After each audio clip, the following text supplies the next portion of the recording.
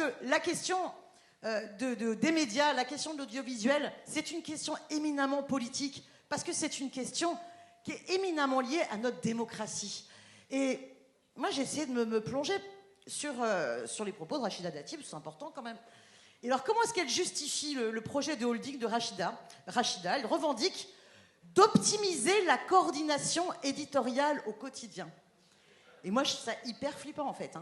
La recherche d'optimisation de la coordination éditoriale au quotidien.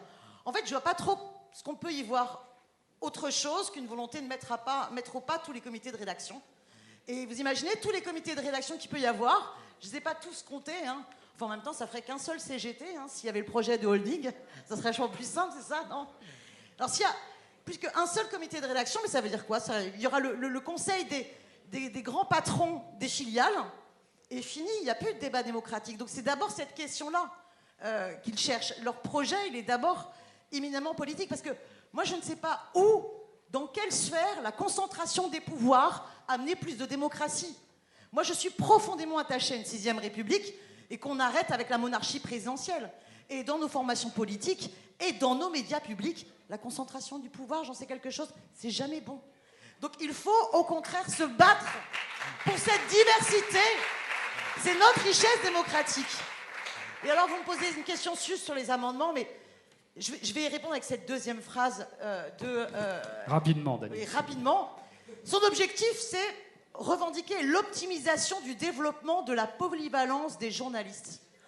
Alors là, on la reçoit 5 sur 5, parce que alors, quand on veut optimiser la polyvalence, c'est forcément à l'arrivée qu'on fait que de la merde, parce qu'on a précarisé plus encore.